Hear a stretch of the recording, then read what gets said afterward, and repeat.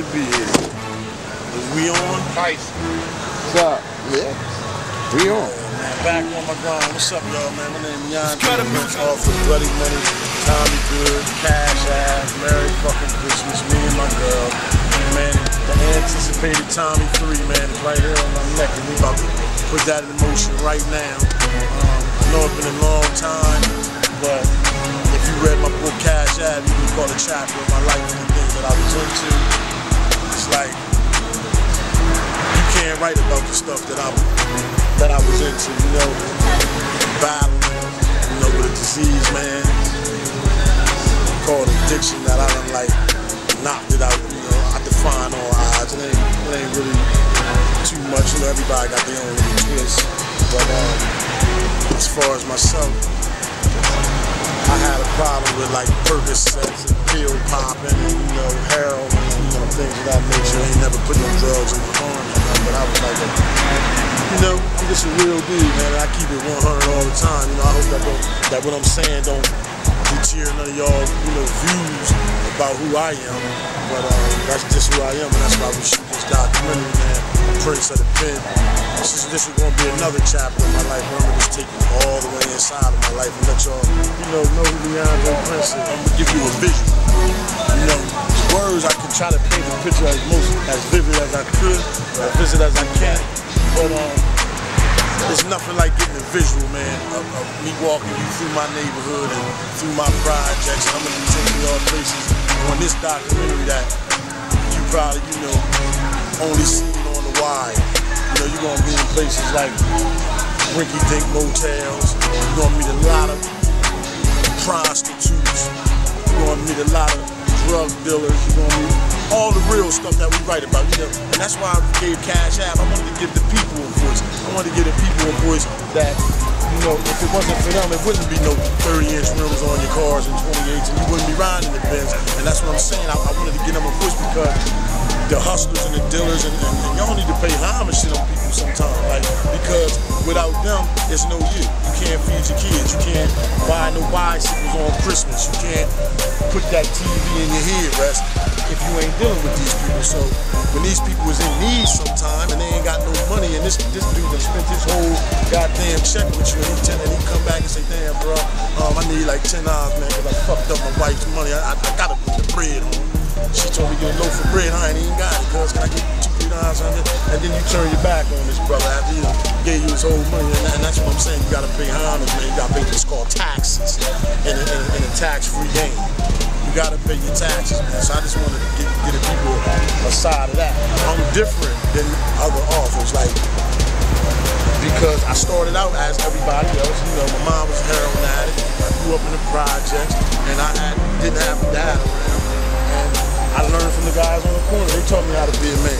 You know, I didn't look up to the guy that went to work every day. You know what I mean? The guy that went to work every day came home with dirty clothes on, knuckles bleeding. I looked up to, you know, in the late 70s and the early 80s, I looked up to the guys that had the women, the guys that had the big shiny cars, the nails was manicured, you know, and it was love in the hood. It wasn't no, today, everybody sour.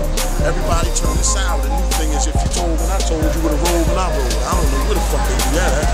Where, you know, if you get caught with it, it's yours. You know, you gotta take responsibility for the shit that you do. Like me, I take responsibility for everything that I do.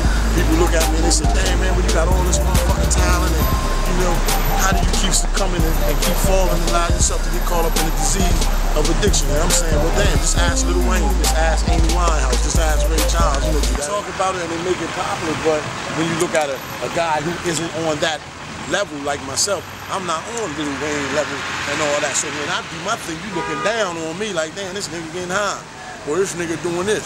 But now, if I had an Oscar Martin pulling up out front, and I'm jumping out copping a bag of dope or popping 430 perks, and they looking and they saying, damn, that nigga got it going on. Nah, man, I'm not that fortunate. I was the guy that, although I got 8 novels out, and although I can write one in 30 days, I mean, I wasn't fortunate enough, man. I had to get mine from the ground. Like, shit, I ain't did no book signings. That's why y'all don't know me. That's why y'all haven't seen me. I'm like Ghostface. I'm just the guy, oh, Leondrei Prince writes good books, but you ain't never seen me because, shit, I'm in the hood. I'm like really in there because I got to get mine. I ain't got no time to do book signings. I'm trying to... It's, man, to be even mentioned in the same sentence with that dude is like, it's like overwhelming. You really can't even explain, I mean, you can't even explain the way that kind of feeling is. It's like a euphoria.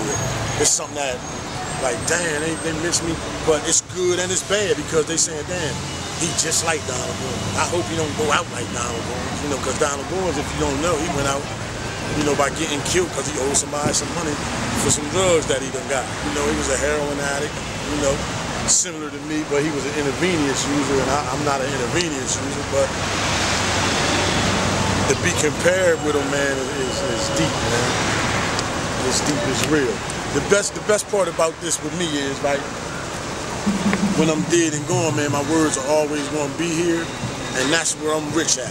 I'm rich that way. They say, damn, well, why you ain't rich? I tell you, dog, I am rich. I'm rich when I ride down the street and I see two girls sitting on the porch reading Bloody Money, or I see two girls on the street reading Tommy Good. Then I'm rich. That makes me rich right there because I'm smiling and I'm saying, damn, because I done wrote my name in Black African-American literary history. I'm always going to be with the Nikki Giovannis, the Frederick Douglasses, the Stokely Carmichaels, the Donald Goins, the Leondrei Princes, the Terry Woodses, the Al Sadiq Bankses, and the list go on and on and on. So maybe, you know, 3-4 more decades from now when I'm dead and gone, you know, somebody's grandchild might do a book report on Leondrei Prince. That's what makes me rich. You know what I'm saying? Mm-hmm. So that make me feel good because that shit gonna be here like the Bible forever. You always gonna know that, yo, that guy named Leondrei Prince walked on this earth, man, and this is how he's seen. This is what he's seen in his world, you know? So right now, I'm just doing bigger stuff, man. I done came to the biggest black distributors in the game, man. I done knew these guys, man, Tyson and Hakeem, man. This is the definition of all you guys out there hustling books and grinding books. I'm trying to tell you right now, Black and Noble, man, is the definition. Well, Black and Nobel. Let me correct that because how could, you know, snap about that. Nobel is a stronger word, right? So Black and Nobel, right, is the definition of real. Real, recognized real. I ain't got to chase them down for my motherfucking money. They always gonna pay you on time, right? They gonna keep it 100. You know, if you're doing some fucked up shit, hey man, they gonna let you know about it, and really, you ain't got to deal with them because hey, they so good at people, other people gonna deal with it. So you can try to come and get some consignment and fuck the money up like a PK, because it's just like a PK. You give niggas some work, you ain't coming back with the books. You saying, well damn, it only cost me $200 to get rid of this clown. I should have been gave him 30 books to sell. You know, now I ain't got to deal with it. You know what I mean? But I fuck with Black and Noble, man. I'm always gonna represent Street Knowledge Publishing, man, because that's who I am, man. Shout outs to my man JoJo. Love you, dog. You know, but seeds fall from a tree, right? And the wind blows it away, because if it just stays there, then it can't become its own tree. You know what I'm saying? You know, that's just the cycles of God. That's what he does. Just, you know, he blows the seeds down from the tree and then bam, he settle in and he sprout up his own thing. So now I'm working with Leondrei Prince Presents. You know, I'm dealing with strictly distribution through Black and Nobel. Get any of my books from this point on, you're gonna have to deal with Black and Nobel.